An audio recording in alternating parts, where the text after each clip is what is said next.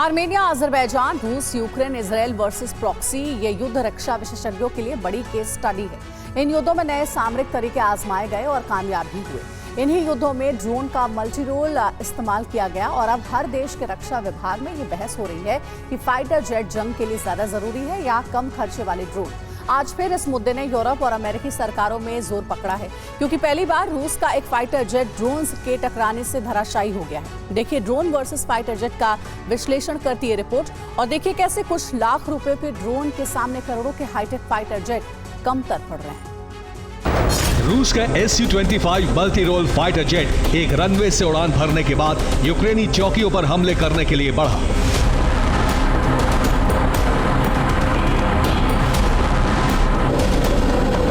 डोनेत्स्क क्षेत्र के ऊपर पहुंचते ही इस फाइटर जेट की टक्कर एक ड्रोन से हो गई।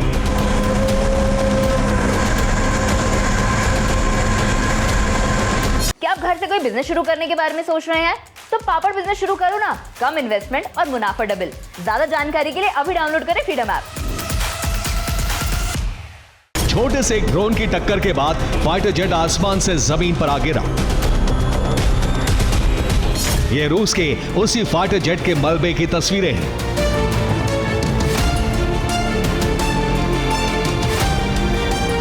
रूसी फाइटर जेट की टक्कर रूस के ज़ाला ड्रोन से हुई।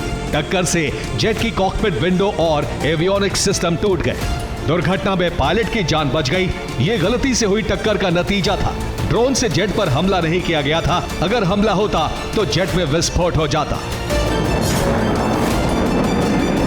इससे पहले भी कई बार जेट हेलीकॉप्टर की ड्रोन से टक्कर बाल बाल बची है। फ्रंट लाइन पर अनियंत्रित ड्रोन ट्रैफिक रहता है और महंगे जेट लगातार खतरे से घिरे रहते हैं।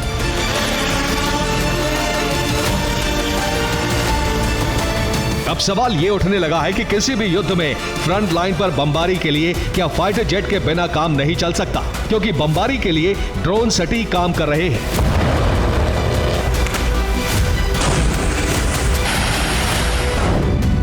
फाइटर जेट से युद्ध क्षेत्र का सैन्य सर्वेक्षण किया जाता है, जबकि यही काम FPV ड्रोन बहुत कम खर्च में करते हैं।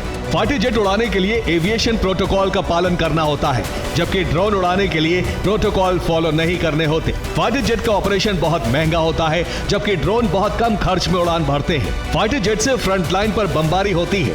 ड्रोन भी कम शक्ति वाले बम से हमले करते हैं। सबसे बड़ी चीज, एक फाइटर जेट की कीमत करोड़ों रुपए होती है, जबकि अच्छे अटैक ड्रोन 19 से 20 लाख रुपए में तैयार हो जाते हैं। फाइटर जेट से चलने वाली एक मिसाइल की कीमत ड्रोन के बराबर होती है, जबकि ड्रोन जेट की तरह उड़ता है और गिरने के बाद विस्फोट करके मिसाइल का काम भी करता है।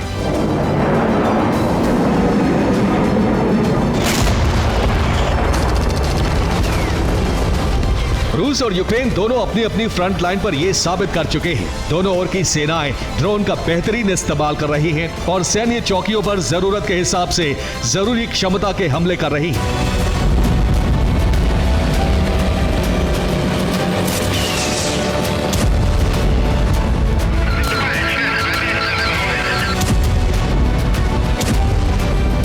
रूस ने बीते 3 साल में अपनी सैन्य रणनीति में बड़ा बदलाव करके फाइटर जेट का प्रोडक्शन कम किया है और ड्रोन प्रोडक्शन में पूरी ताकत झोंक दी है।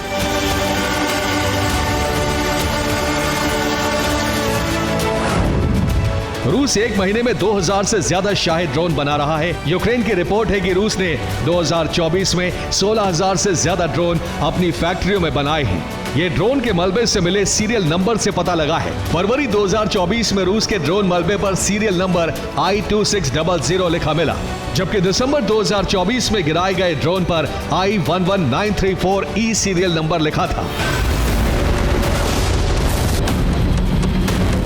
ड्रोन वॉरफेयर ने युद्ध में खर्च घटाया है, सैनिकों की जान पर खतरा कम किया है।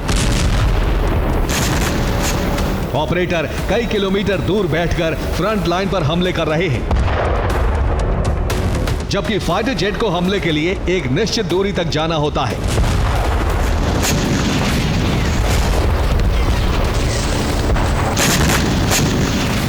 फाइटर जेट के गिरने से सेना को करोड़ों का नुकसान होता है, जबकि ड्रोन गिरकर विस्फोटक हमला करने के लिए डिजाइन किए जाते हैं।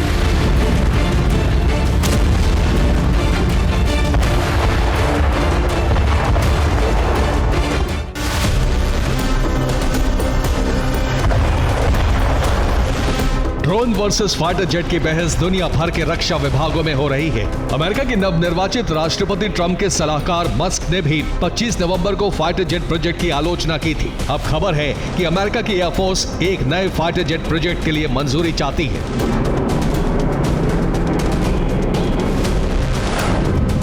अमेरिकी वायुसेना कमेटी ने 6th generation fighter jet project को जरूरी माना है। NGAD यानी next generation air dominance programme committee में multi billion dollar next generation fighter jet की जरूरत पर चर्चा की गई। NGAD का ये प्रोग्राम 2024 की शुरुआत में रोक दिया गया था। अब ट्रंप सरकार को इस प्रोजेक्ट पर फैसला लेना है।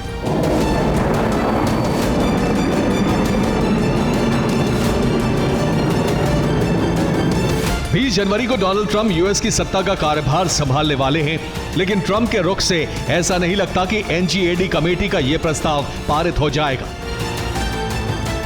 ट्रंप ने डॉज यानी डिपार्टमेंट ऑफ गवर्नमेंट एफिशिएंसी बनाया है, जिसका मकसद अमेरिकी टैक्स पेयर के धन का सदुपयोग करना है और इस विभाग की कमान कारोबारी एलॉन मस्क के हाथ में है।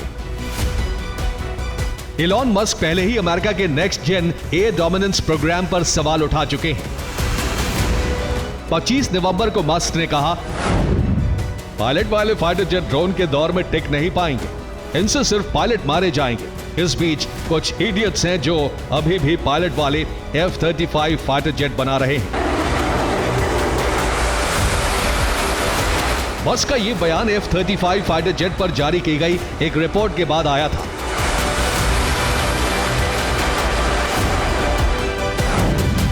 पच्चीस नवंबर को अमेरिका के रक्षा मंत्रालय ने F-35 पर एक रिपोर्ट जारी की थी। रिपोर्ट में F-35 की विश्वसनीयता पर सवाल उठाए गए थे। जेट की मेंटेनेंस में देरी और साइबर डिफेंस जैसी गंभीर समस्याओं का हवाला दिया गया। ट्रंप के सत्ता में आने के बाद लॉकहीड मार्टिन के इस विमान प्रोजेक्ट की फंडिंग कम की जा सकती है। F-35 फाइटर जेट प्रोजेक्ट अमेरिकी इतिहास का सबसे महंगा जेट प्रोजेक्ट है और अमेरिका इस पर लाखों करोड़ रुपए खर्च कर चुका है। मस्क चाहते हैं कि अमेरिका फ्यूचर वेपन तैयार करे, ना कि ऐसे जेट जिन्हें ड्रोन से मार गिराना आसान हो।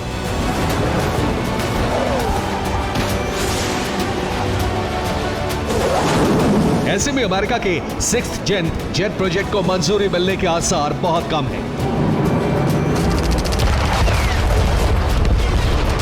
Bureau report, TV9 Bharatvarsh.